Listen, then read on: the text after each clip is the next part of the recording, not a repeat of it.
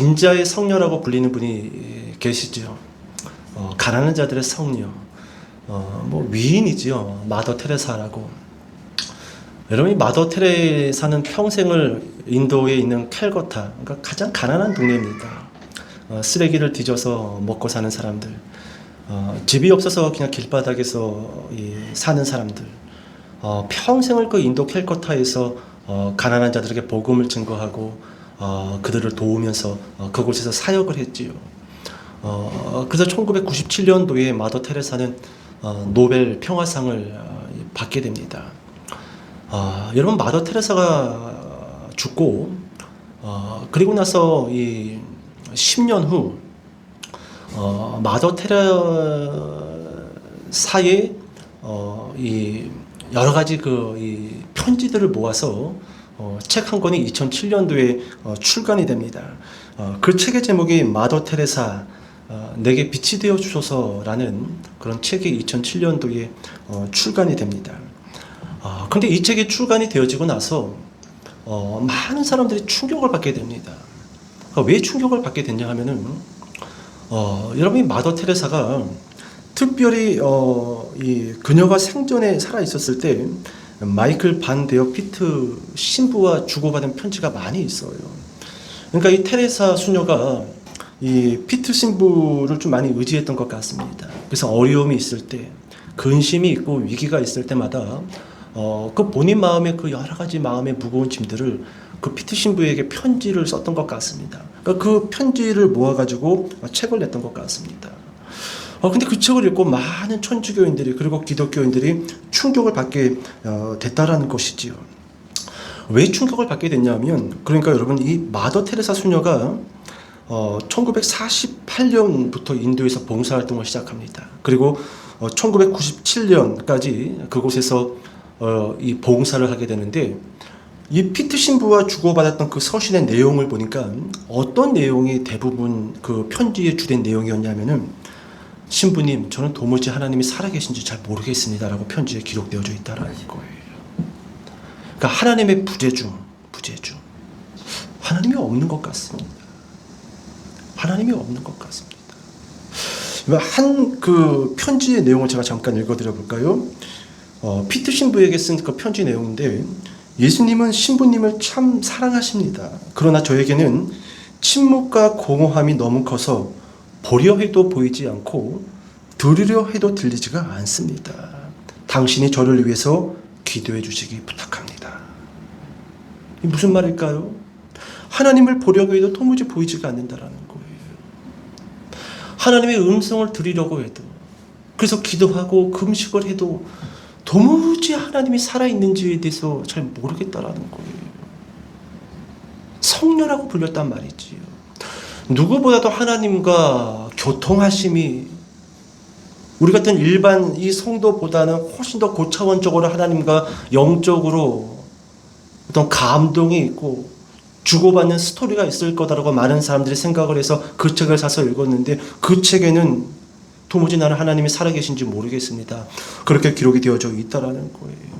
하나님은 어디에 계신 겁니까? 정말로 살아계신 분이 맞는 겁니까? 정말로 하나님이 살아계신 분이라고 한다면은, 하나님 부탁이니 한 번만 보여주십시오. 그것이 마더 테레사가 평생 동안 인도 캘커타에서 사역하면서 피트 신부와 주고받은 서신의 주된 내용이었다라는 것이지요.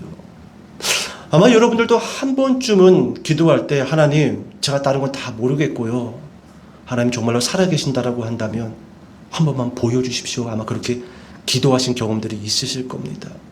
저도 지금도 여러분 아직도 한 번씩 기도할 때마다, 새벽에 기도할 때마다 이렇게 기도할 때가 있어요. 하나님 정말 살아계신 거 맞습니까? 제가 이 새벽에 일어나서 기도하는데 이게 그냥 헛짓거리가 아니라 정말로 하나님이 듣는 그 기도 시간 맞는 겁니까? 맞는 겁니까? 여러분, 목사이지만 꼭 하나님이 없는 것, 하나님의 부재중인 것 같은 여러분 느낌을 때로는 지워버리지 못할 때가 있다라는 것이지요. 여러분, 지금도 많은 성도들이 삶의 위기가 찾아왔을 때 여러분 이렇게 기도할 겁니다. 하나님, 정말로 다른 건 다 필요 없으니까 한 번만 저에게 나타나 보여주십시오. 보여주십시오. 위기가 찾아왔을 때, 정말로 마음에 고칠 수 없는 큰 고통과 근심이 있을 때 누구라도 하나님 앞에 나아가서 한 번만 보여주십시오. 이렇게 고백을 할 거라는 것이지요. 여러분, 오늘 본문에 빌립 사도가 그렇습니다. 빌립 사도가. 여러분, 지금 우리가 계속 14장의 말씀을 보고 있죠. 급박하게 상황이 돌아가고 있습니다. 제자들은 근심에 사로잡혔어요. 그러니까 지금 위기감이 찾아왔던 것이지요. 그런 제자들을 안심시키기 위해서 예수님께서는 내가 가는 그 목적지와 그 목적지로 가는 길에 대해서 말씀해 줬습니다. 그리고 너희들도 그 목적지를 알고 그 목적지로 오는 길에 대해서 너희도 안다라고 말씀하셨지요. 근데 여러분, 우리가 지난주에 살펴봤지만 사도 도마가 뭐라고 이야기하죠? 예수님, 우리는 그 목적지도 모르고 그 목적지도 모르니 당연히 그 목적지까지 가는 길은 당연히 모릅니다라고 그렇게 이야기를 했다라는 것이죠. 그래서 여러분, 예수님이 그런 도마의 그 대답을 듣고 뭐라고 이야기했지요? 내가 곧 길이요 진리요 생명이니 나로 말미암지 않고는 아버지께로 올 자가 없다. 이 말씀은 이런 말이었어요. 내가 진리로 가는 길이다. 내가 생명으로 가는 길이다. 내가 아버지께로 가는 유일한 길이다. 그렇게 제자들에게 알려줬단 말이지요. 근데 여러분, 지금 제자들은요, 예수님이 내가 곧 길이고 진리고 생명이다. 나로 말미암지 않고는 아버지께로 올 자가 아무도 없다라고 그렇게 말을 했지만, 여러분, 제자들은 이게 무슨 말인지 몰라요. 우리는 알지요. 우리는 여러분 성경을 손에다 쥐고 다 읽어봤기 때문에 알지요. 근데 여러분, 그 현장 가운데 있었던 제자들은, 그 급박한 상황 가운데 있었던 제자들은 이게 지금 무슨 말인지 모릅니다. 왜냐하면 여러분, 제자들은 유대인들입니다. 유대인들은 어떠한 믿음이 있었냐 하면은, 아브라함의 자손으로 태어난 사람들은 누구라도 아브라함의 자손이기 때문에 하나님의 나라에 들어간다라는 믿음이 있었단 말이에요. 그러니까 여러분, 제자들은 예수님의 말씀이 이해할 수가 없는 거예요. 예수님도 유대인이고 우리도 유대인이고 우리는 아브라함의 자손이고 우리는 어떻게 살든지 간에 우리는 죽으면은 아브라함의 품 안에 안길 거란 말이죠. 아브라함의 품 안에 안긴다라는 것은 천국에 들어간다라는 상징적인 의미가 있습니다. 근데 왜 자꾸 예수님이 내가 아버지의 집으로 갈 수 있는 길이다, 내가 진리로 갈 수 있는 길이고 내가 생명으로 갈 수 있는 길이다, 왜 자꾸 그런 이야기를 하는지, 왜 유대 사회와 어울리지 않는 유대와 유대인들이 믿고 있는 그 믿음하고 맞지 않는 이야기를 하는지에 대해서 이해할 수가 없었다라는 것이죠. 여러분, 이쯤 되면은요, 제자들이 이제 우리가 3년 동안 따랐던 저 예수님이 정말로 하나님과 연관 있는 사람일까 의심이 되어지는 겁니다.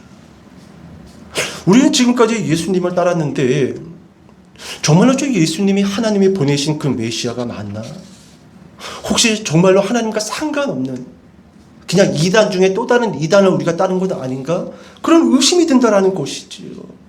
그래서 여러분, 오늘 본문에서 빌립이 예수님에게 이렇게 요구하는 겁니다. 우리 8절 같이 한번 읽어봅시다. 8절. 자, 8절입니다. 시작. 아버지를 우리에게 보여주옵소서. 그리하면 족하리오나이다. 예, 다시 한번 큰 목소리로 읽어볼까요? 8절 시작. 빌립이 이르되 주여 아버지를 우리에게 보여주옵소서. 그리하면 족하겠나이다. 이 빌립이 뭐라고 이야기합니까? 위기가 찾아왔지요. 근심에 지금 사로잡혔지요. 3년 동안 따랐던 저 예수님이 아무래도 하나님과 상관이 없는 사람인 것 같지요. 아브라함의 자손은 누구나 천국에 들어가는데 왜 자꾸 본인이 길이라 그러고 그 길로만 가야지 하나님 나라에 들어갈 수 있다라고 말을 하는 거지? 이해할 수가 없었던 것이지요. 그래서 여러분, 마지못해서 빌립이 예수님에게 뭐라고 요구합니까? 하나님을 보여달라고 그렇게 이야기합니다. 그러면 족하겠습니다. 그러면 족하겠습니다. 여러분, 좀 이렇게 질문해 봅시다. 여러분들 정말로 하나님이 여러분들에게 한 번만 보여주면은 모든 의심이 사라지고 모든 문제가 눈 녹듯이 녹고 그리고 목숨을 다해서 하나님을 믿고 따를 자신이 있으십니까? 하나님 한 번만 보여주십시오. 지금 빌립은 그러면 족하겠습니다. 그렇게 이야기했단 말이죠. 여러분, 마더 테레사도 하나님 한 번만 보여주십시오. 오늘 여러분 하나님을 믿지 않는 사람들도 한 번만 보여줘봐 그럼 내가 믿을게. 그러면 보여주면 정말로 믿을까요? 잘 믿을까요? 세상 모든 것들 다 끊어버리고 십자가 지고 순교하러 내가 북한으로 들어가겠습니다. 여러분 그렇게 믿음이 상승할까요? 여러분 어떻게 생각하십니까? 그렇지 않아요. 그렇지 않습니다. 오늘 빌립이 그렇게 예수님에게 요구했어요. 하나님을 한 번만 보여주십시오. 그러면 족하겠습니다. 족하겠습니다. 여러분 제가 먼저 여러분들에게 이 빌립의 질문에 대해서 제가 먼저 여러분들에게 말씀드리고 싶은 것은 이겁니다. 하나님은 우리에게 절대로 나타나지 않으셔요. 그럼 우리 이렇게 생각하죠. 아니 하나님이 한 번만 보여주면 모든 세상의 사람들이 하나님을 믿을 텐데 왜 이렇게 나타나지 않고 전도라는 방법을 통해서 하나님이 살아계시다라고 그렇게 말하는 것이지? 없으니까 그런 거 아니야? 없으니까 그렇게 속이는 거 아니야? 근데 여러분 제가 먼저 여러분들에게 말씀드리고 싶은 것은 이것은 하나님의 방법이라는 거예요. 그리고 이 하나님의 방법이 따라해 보십시다. 옳다. 맞아요 여러분. 이해가 다 가지 않는다 할지라도 여러분 이 하나님의 이 방법이 옳다 그렇게 인정하시기를 부탁드립니다. 그게 하나님의 방법이에요. 방법. 여러분 우리가 하나님을 탑스타 연예인 정도로 생각하는 경우들이 있어요. 그래서 그 하나님이 한 번만 우리에게 나타나서 보여준다라고 한다면 내가 하나님을 믿는데 아무런 지장이 없을 텐데 그렇게 주장하는 사람도 있을지 모르겠습니다. 근데 여러분 우리가 하나님을 너무 작게 생각하는 거예요. 여러분 창세기를 보면은요 타락 이전의 아담과 하와는요 하나님과 대면했던 사람들입니다. 유일하게 하나님의 그 모든 모습들을 보았던 사람이 아담과 하와예요.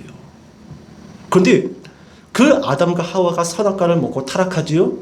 그리고 하나님이 아담과 하와의 이름을 부르자 하나님 앞으로 달려 나옵니까? 아니면 도망가 버립니까? 도망가 버리지요. 왜 도망갔을까요? 부끄러워서요? 그렇지가 않아요. 죽을까 봐.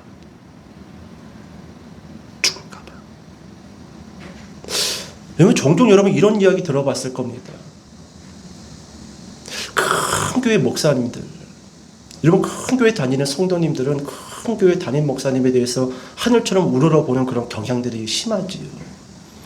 보통 여러분 그렇게 큰 교회에서 이 사역을 하고 있는 목사님들이 그렇게 이야기를 하죠. 비유를 이야기하죠. 제가 만약 여러분의 집에 가서 자고 먹고 한 달 정도 지낸다라고 한다면 여러분 받아주실래요? 그럼 다 손세례를 칩니다. 여러분 어때요? 어떻습니까? 여러분 만약에 제가 여러분들의 집에 가서 한 달 정도 먹고 자고 지낸다라고 한다면 받아주실 분? 마음으로는 받아주고 싶지요. 근데 왜 못 받아주는 거지요? 심히 불편합니다. 여러분 저처럼 청교를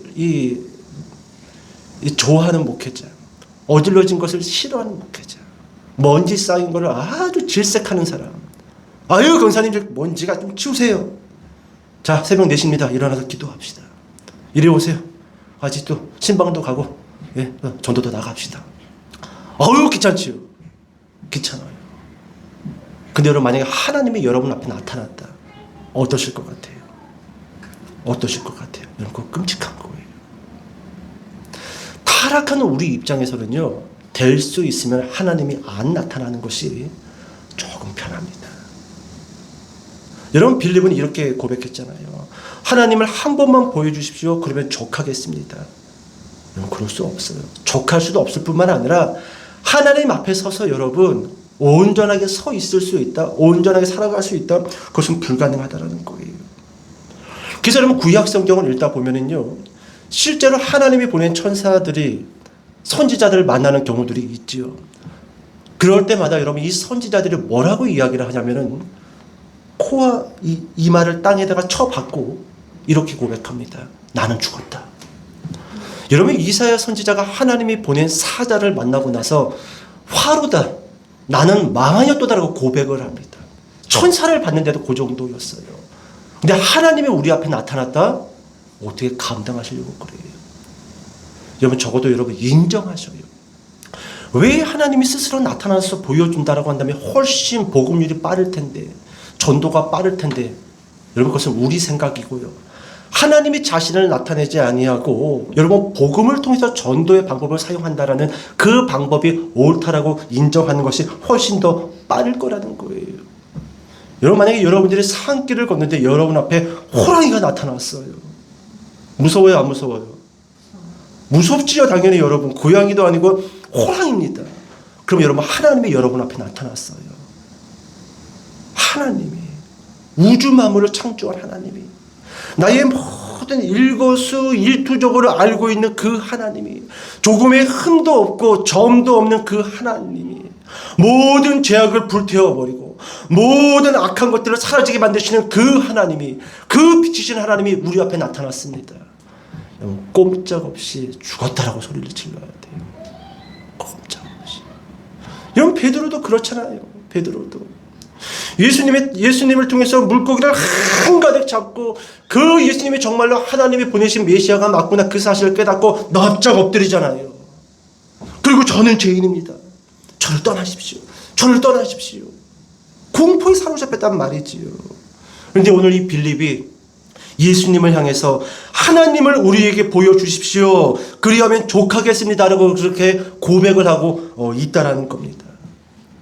여러분 출애굽기 33장을 가서 보게 되면은요, 금송아지 사건으로 인해서 하나님은 더 이상 이스라엘과 동행하지 않겠다라고 그렇게 선언을 합니다. 너희들 갈 길로 가라. 나 더 이상 너희들과 함께 같이 동행 못하겠다 선언을 합니다. 그저 모세와 이스라엘 백성들이 엎드려서 하나님께 기도를 합니다. 하나님 제발 우리를 떠나지 마십시오. 우리를 인도하여 주십시오. 그렇게 하나님 앞에 간구하고 기도를 합니다. 자, 그러자 하나님이 모세에게 그렇게 이야기하죠. 마음을 바꾸십니다. 그래, 내가 마음을 바꿔서 너희와 함께 할 것이다. 너희와 동행할 것이다. 그렇게 말씀해 주십니다. 그런데 여러분 이 모세가 그게 믿었지 않았던 것 같아요. 하나님이 우리와 함께 하지 않겠다라고 조금 전에 말씀하셨다가 다시 마음을 바꿨는데 조금 하나님의 그 말씀 가운데 믿음이 흔들렸던 것 같습니다. 그래서 여러분 모세가 오늘 이 빌립과 똑같은 말을 하나님에게 합니다. 이렇게 이야기하지요. 하나님의 영광을 나에게 보여주십시오. 이것은 무슨 말이냐면은 하나님을 한 번만 봤으면 좋겠습니다. 그렇게 이야기를 해요. 그래서 여러분 하나님이 모세에게 뭐라고 대답을 하시냐면 제가 잠깐 읽어드릴게요. 네가 내 얼굴을 보지 못하리니 나를 보고 살 자가 없다. 그렇게 말씀하십니다. 나를 보면 너 죽는다라는 거예요. 여러분 하나님 앞에 죄인이 살 수 없어요. 하나님이 지금 이 순간에 여러분 우리 눈앞에 나타났다? 그럼 우리는 다 죽어요. 왜요? 우리는 죄인이고 하나님은 거룩하신 분이시기 때문에. 그 훌륭한 리더였던 모세에게도 네가 내 얼굴을 보지 못할 것이다. 만약에 네가 내 얼굴을 본다라고 한다면, 내가 네 앞에 나타나서 내가 너를 보고 네가 나를 본다라고 한다면 너는 그 자리에서 죽게 될 것이다 라고 하나님이 말씀하셨다라는 것이지요. 근데 여러분 또 모세가 간절하게 하나님의 영광을 보기를 원합니다. 그래야 제가 좀 숨통이 트일 것 같습니다.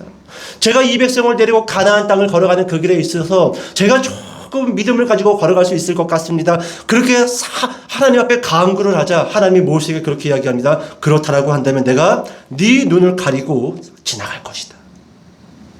지나갈 것이다. 그리고 너는 내 끄트머리 등짝을 잠깐 보게 될 것이다. 그렇게 말씀하시고 모세를 바위 틈으로 밀어넣고 모세의 눈을 하나님의 손으로 가린 후 하나님이 그 앞으로 싹 지나갑니다.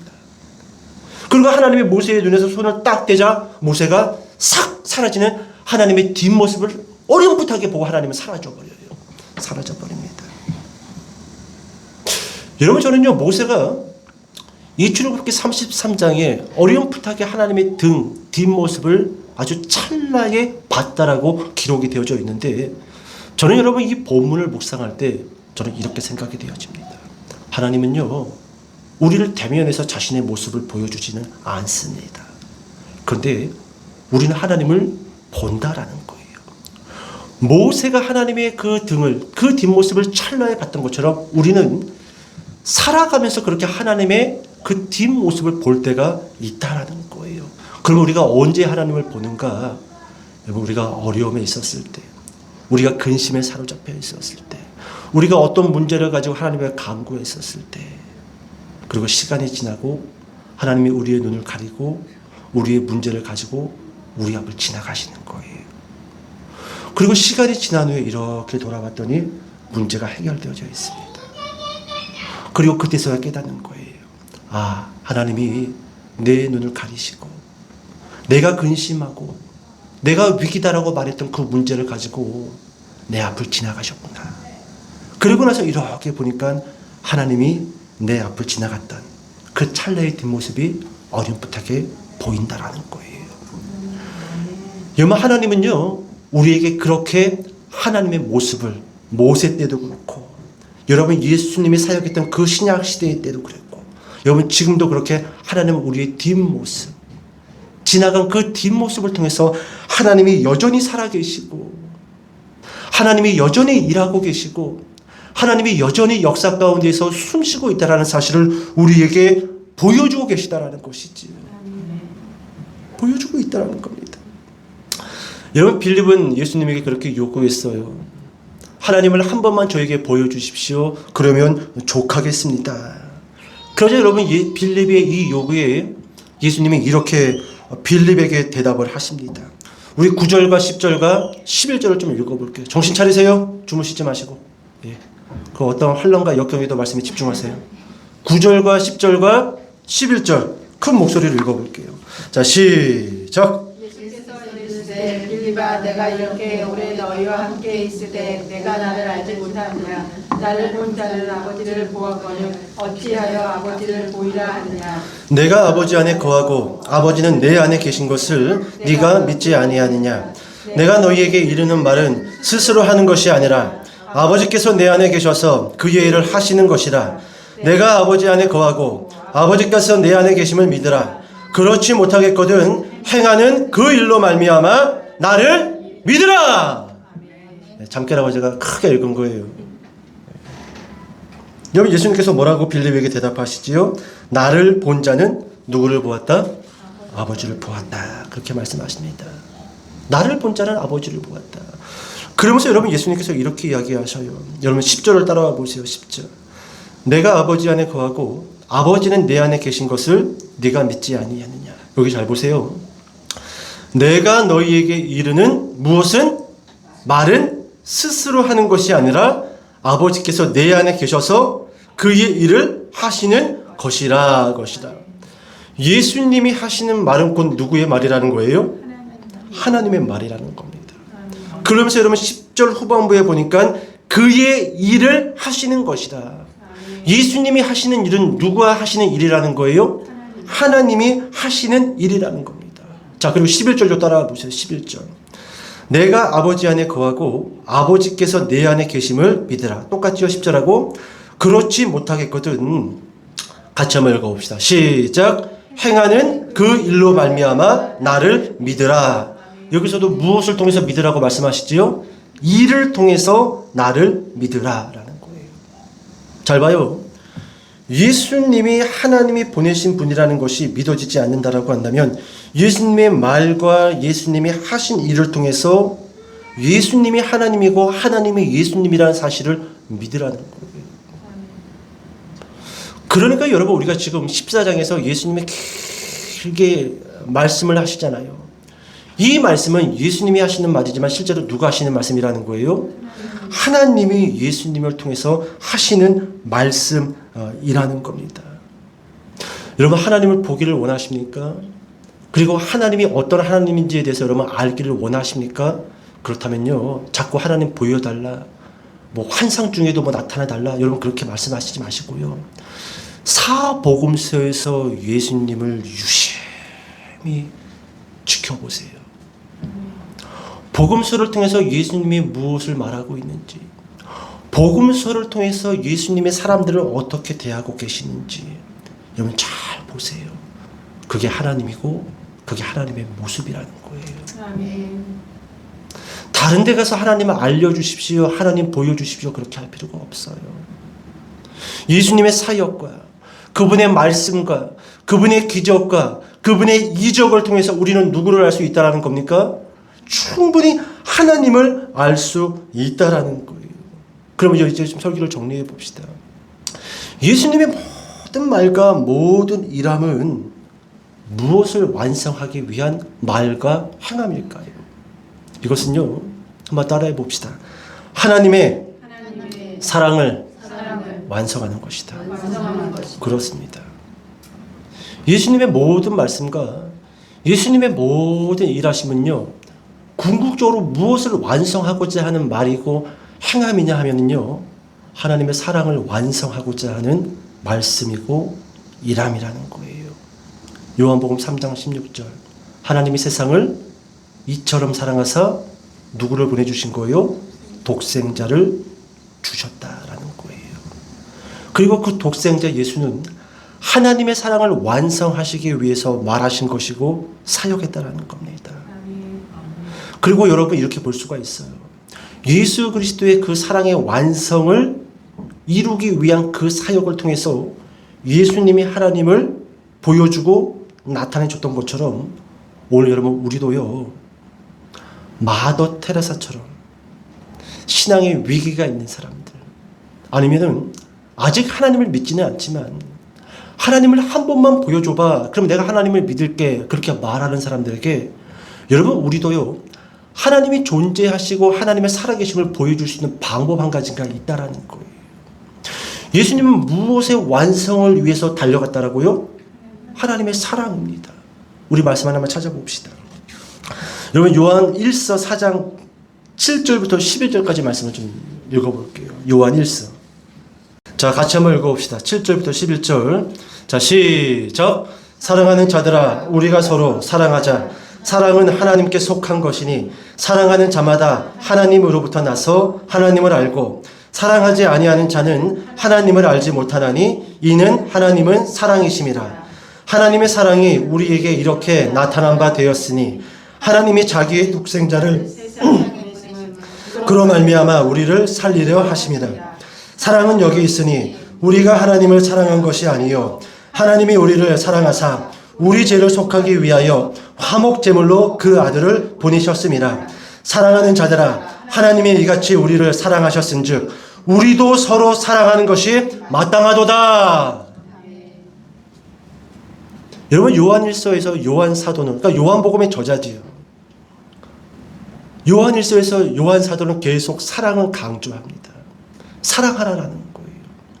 하나님이 사랑이셨고 그 사랑을 완성하시기 위해서 독생자를 주셨고 예수 그리스도께서 그 사랑을 완성하시기 위해서 십자가에서 물과 피를 다 쏟으셨으니 그 예수 그리스도를 믿는 자들마다 하나님 안에 거하고 하나님이 너희 안에 거하게 되는데, 하나님을 믿는 자들마다, 하나님을 아는 자들마다, 생명책에 이름이 기록된 자들마다 하나님이 우리를 사랑했던 것처럼 세상을 사랑하게 된다라는 거예요.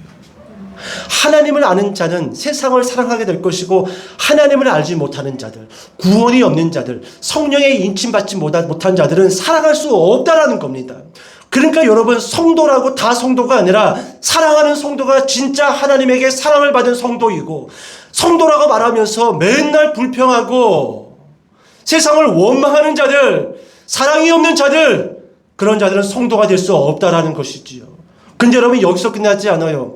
사랑하는 자들아, 우리가 서로 사랑하자라고 말했던 그 이유는요, 우리가 세상을 사랑할 때 세상은 그 사랑을 통해서 누구의 사랑을 깨닫게 된다라는 겁니까? 하나님의 사랑, 하나님의 살아계심을 깨닫게 된다라는 것이죠. 그러니 제발 여러분, 사람들 앞에서 엉뚱한 소리 하지 마세요. 이상한 소리 하지 마세요. 여러분, 그들은 우리를 통해서 하나님을 봐야 되는데 우리를 볼 때마다 더 세상 사람들보다도 세상이 보인다라고 한다면 그게 어떻게 하나님의 사랑이 머무는 사람이냐라는 거예요. 여러분, 서울에서 큰 교회를 다니고 있는 한 성도가 저에게 예전에 전화가 왔어요. 교회 나가기 싫다라는 겁니다. 매번 교회 나가서 예배드리고 밥 먹고 끼리끼리 모여서 3, 3, 5 모여 차 마실 때 가면은요, 딱 정해진 주제가 있대요. 첫 번째, 정치 이야기. 두 번째, 자식 잘된 이야기. 세 번째, 부동산으로 돈 번 이야기. 네 번째, 주식으로 돈 번 이야기. 그 인간들 교회에서 만날 때마다 하나님이 보이지 않고 세상보다도 더 세상이 보인다라고, 정치인들보다도 더 정치가 보인다라고, 목사님 교회 가고 싶지 않아요. 교회 나가기 싫어요. 저 인간들. 여러분, 요한복음에 저자였던 이 요한 사도는요, 쓸데없는 이야기, 아무 이야기도 안 합니다. 세상 돌아가는 이야기는. 오직 무엇만 이야기합니까? 사랑만 이야기해요. 사랑만. 왜요? 그거 말고는 세상에 하나님의 살아계심을 보여줄 수 있는 길이 없는 거예요. 길이.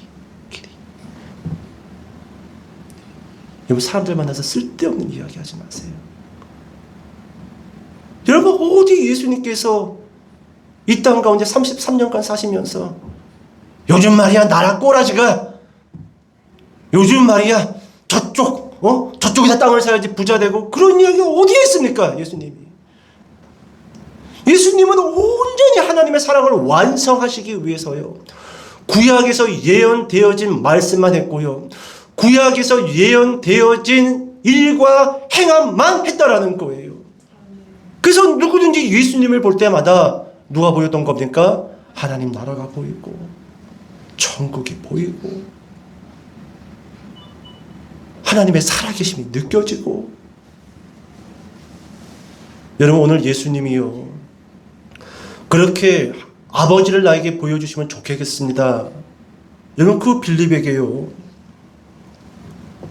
나를 본 자는 아버지를 봤다. 내 말과 내 행함을 봐라. 믿어지지 않는다라고 한다면은 내가 어떻게 말했고, 내가 어떻게 너희를 사랑하고 사람들을 살려냈는지 그 일을 봐라. 그러면 누가 보일 것이다? 하나님이 보일 것이다. 근데 여러분, 여기서 끝나지 않죠. 마지막으로 여러분, 예수님께서 아직도 웃음이 눈초리로 그렇게 예수님을 쳐다보고 있는 제자들을 향해서 여러분 이렇게 말씀을 하십니다. 우리 12절 크게 읽고 이제 말씀 정리할 거예요. 작게 읽으면 더 갈 것이고, 여러분 크게 읽으면 빨리 끝날 겁니다. 자, 우리 12절. 자, 시작. 내가 진실로 너희에게 이르노니 나를 믿는 자는 내가 하는 일을 그도 할 것이요 또한 그보다 큰 일도 하리니 이는 내가 아버지께로 감이라. 아멘. 나를 본 자는 아버지를 봤다. 그게 믿어지지 않는다라고 하면 내가 너희를 어떻게 사랑했는지, 내가 너희에게 어떠한 말들을 했는지, 내가 쓸데없는 말 한 적 있니? 내가 세상 돌아가는 이야기 너희한테 가르친 적 있니? 내가 너희에게 쓸데없는 일하라고 그렇게 부추긴 적 있니? 나는 오직 하나님을 보여주시기 위해서 그렇게 일했고 그렇게 말했지 않니? 근데 여러분, 여기서 끝나지 아니하고 이렇게 이야기하시지요. 내가 진실로 강조합니다. 너희에게 이르노니 나를 믿는 자는 내가 하는 일을 어떻게 할 것이요? 그도 할 것이요 또한 그보다 큰 일도 한다 못한다? 한다. 내가 했던 일도 할 것이고 나보다 더 큰 일도 하게 될 것이다. 그렇게 말씀해 주고 있다라는 것이죠. 그러면 여러분, 여기서 예수님이 말씀하고 계시는 나보다 더 큰 일을 나를 믿는 자들은 할 것이다. 이것은 여러분 무슨 말이냐라는 거예요. 여러분, 어떤 목회자들은요, 이 말씀을 가지고 예수님보다 더 큰 이적과 이적을 행하게 될 것이다라고 그렇게 설교하는 분들도 있습니다. 그래서 성도들로 하여금 막 기도를 강요하는 목회자들도 있습니다.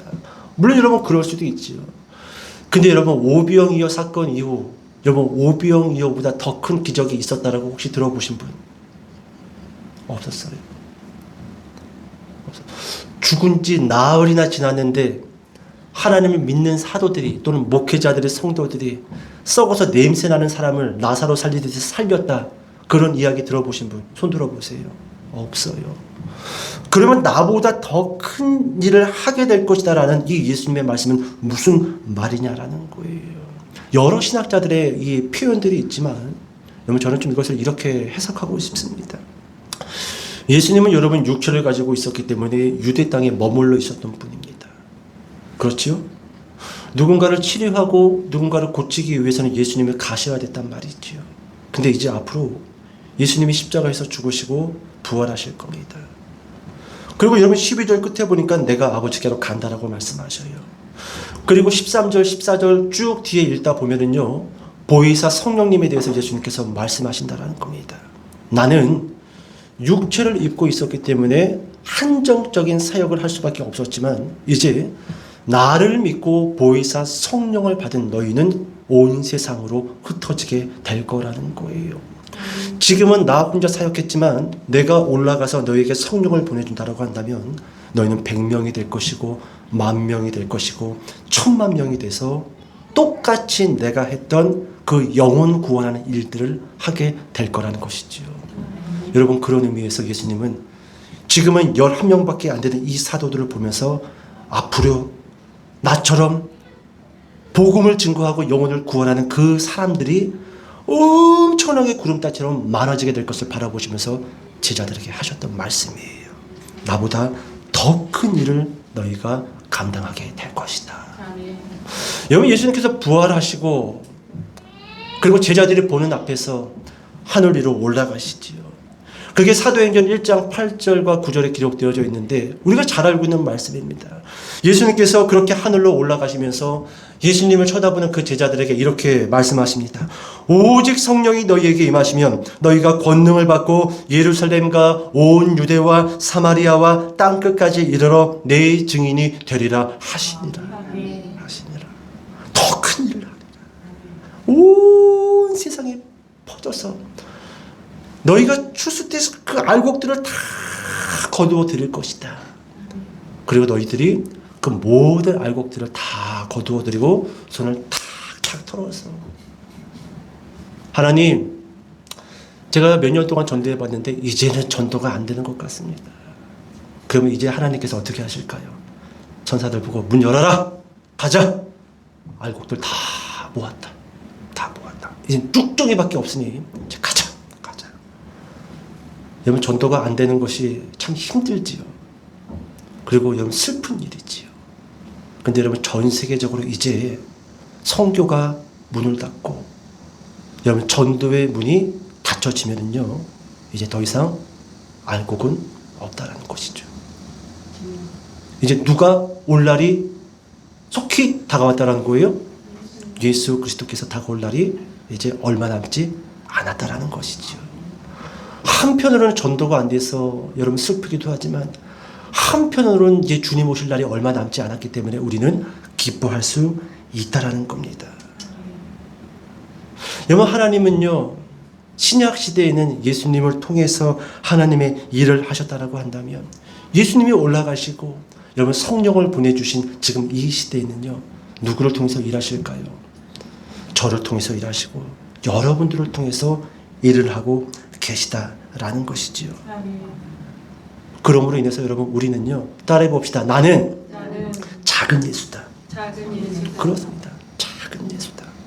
여러분, 13절과 14절 더 안 읽을게요. 딱 여기까지만 읽고 좀 정리해 봅시다. 13절과 14절. 자, 시작. 너희가 내 이름으로 무엇을 구하든지 내가 행하리니 이는 아버지로 하여금 아들로 말미암아 영광을 받으시게 하려 합니다. 내 이름으로 무엇이든지 내게 구하면 내가 행하리라. 아멘. 예수님이 여러분 제자들에게 뭐라고 말씀하십니까? 너희는 나보다 더 큰 일을 할 것이다. 나는 갈 것이다. 성령을 보내줄 것이다. 그런데 너희가 내가 했던 일, 그 영혼을 구원하는 일, 그 복음을 증거하는 일을 할 때에 너희들에게 분명 한계가 있을 것이다. 한계가 있을 것이다. 그때마다 누구의 이름으로 구하라? 예수의 이름으로 구하라. 아멘. 그럼 내가 들을 것이고 응답할 것이다. 아멘. 여러분, 이 말씀을 오해하지 마세요. 하나님, 나 돈 주세요. 하나님, 나 뭐 또 주세요. 여러분, 그렇게 구하면 안 주십니다.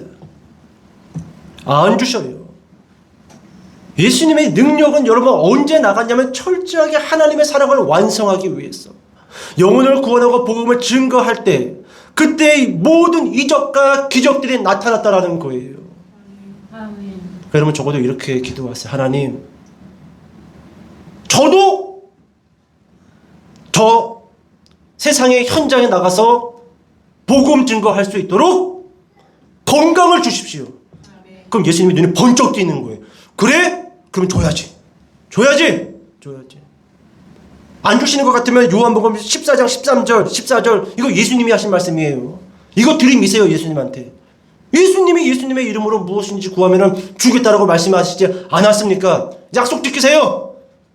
그럼 예수님이 얼굴이 빨개져서 알았다. 알았어. 내가 줄게. 예수님의 이름으로 무엇을 구하든지 해요. 무엇을 구하든지 내가 다 허락할 것이다. 허락할 것이다. 14절 내 이름으로 무엇이든지 내게 구하면 내가 행하리라. 이제 설교를 정리합시다. 여러분 하나님을 보여주십시오. 이렇게 구하는 사람이 아니라 사랑과 기도로 하나님의 살아계심을 오히려 세상에 보여주는 우리가 되시기를 축복합니다. 아멘. 하나님을 언제까지 보여주십시오. 여러분 그렇게 하지 마세요. 다 주셨어요. 이제 우리의 사명은 뭐다? 사랑과 기도를 통해서 누구를 보여주자? 하나님을 보여주셔야 돼요. 주변 사람들이 여러분들을 통해서 하나님을 못 보고 에이 인상 쓰고 에이 짜증내고 아유 주여 이래버리면은 여러분 우리는 잘못 가고 있는 거예요. 여러분 그렇게 하나님을 보여주는 그런 삶을 삶으로 인해서 예수님이 말씀하셨던 것처럼 더 큰 일을 이루어 나가는 저와 여러분 되시기를 주님의 이름으로 축복합니다. 기도하겠습니다.